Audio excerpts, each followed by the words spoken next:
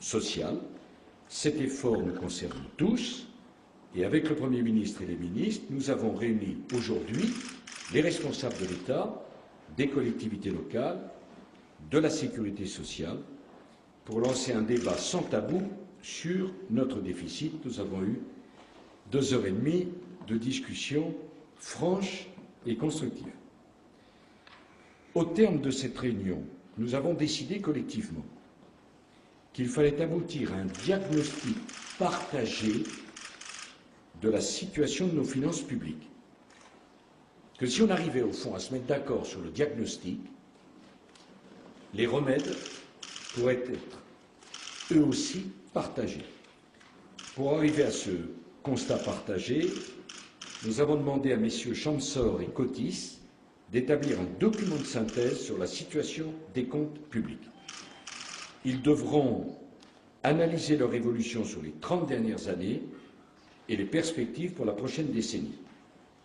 Leur rapport sera rendu public et il servira de point de départ incontestable à la seconde réunion de la conférence sur le déficit que nous réunirons avec le Premier ministre et les ministres en avril. La deuxième conviction, c'est qu'il nous faut agir sur chacune des composantes de la dépense. Les dépenses sociales représentent plus de la moitié des dépenses publiques. Ce sont celles qui croissent le plus vite. Il nous faut agir pour sauvegarder notre modèle social. Nous avons d'ores et déjà annoncé la réforme des retraites en 2010. Dès le 15 février prochain, nous discuterons de ce calendrier avec les partenaires sociaux. Sur l'assurance maladie, nous ramènerons les budgets des hôpitaux publics à l'équilibre d'ici à 2012. L'objectif national de dépenses qu'a fait adopter la ministre de la Santé d'assurance maladie à 3% est l'objectif le plus ambitieux depuis 10 ans. Mais ce n'est pas assez de définir des objectifs ambitieux, il faut les tenir.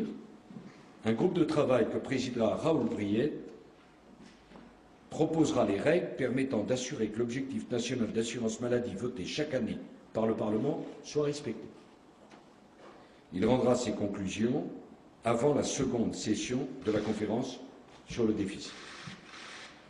Par ailleurs, nous allons mettre en place, le Premier ministre le fera dans les quelques jours qui viennent, la commission réunissant le gouvernement et le Parlement pour trouver des solutions pour rembourser la dette exceptionnelle que la sécurité sociale a accumulée pendant la crise.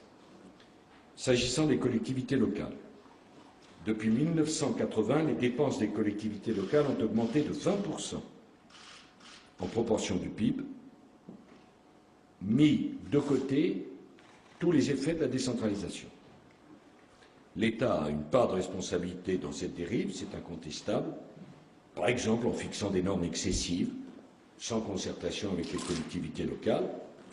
Eh bien, il faut identifier le problème pour le régler, y compris en revenant sur des normes déjà en place.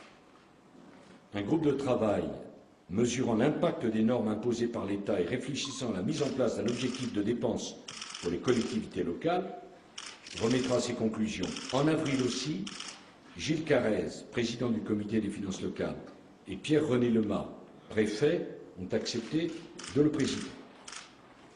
Reste l'État. Beaucoup a été fait depuis 2007. La dépense de l'État ne progresse pas plus vite que l'inflation. Un départ à la retraite sur 2 de fonctionnaires n'est pas remplacé. Mais il faut que nous allions plus loin.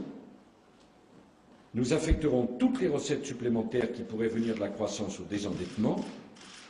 Et avec le Premier ministre, nous avons demandé à Éric Woerth de présenter lors de la prochaine session de la conférence sur le déficit un plan d'action complet pour réduire la dépense de l'État.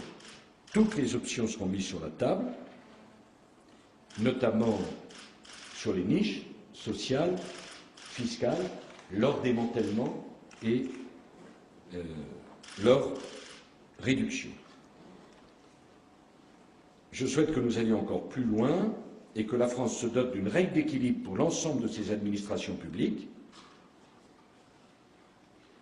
C'est sur quoi nous allons travailler.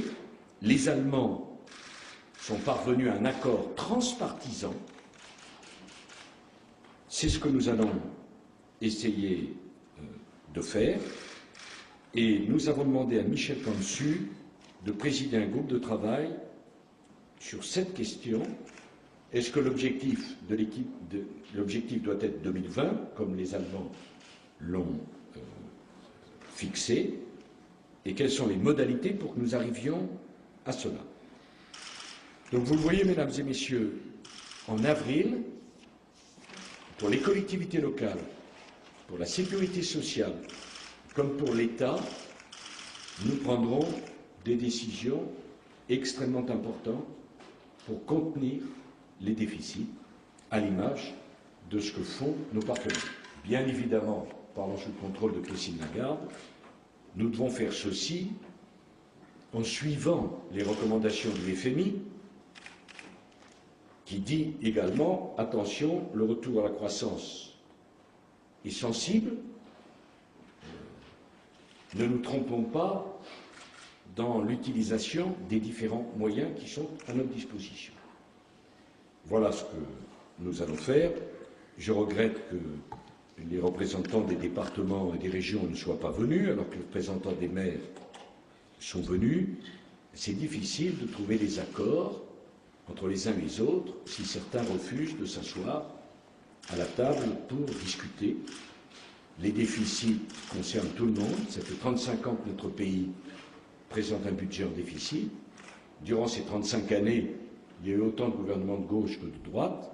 Et l'objectif des 10 prochaines années concerne également tout le monde. Voilà.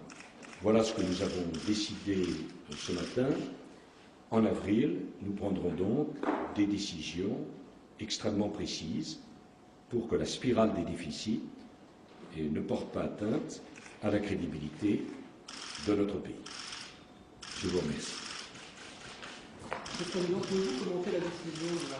Je vous remercie. Je pensais que vous preniez la parole pour me souhaiter un bon anniversaire. Et ça ne m'étonne pas de vous. Je vous en remercie infiniment. Et pour le reste, attendons de connaître les éléments avant de les commenter.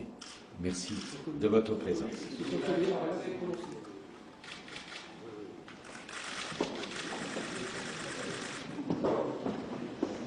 Vous venez de suivre la déclaration de Nicolas Sarkozy à l'issue de la conférence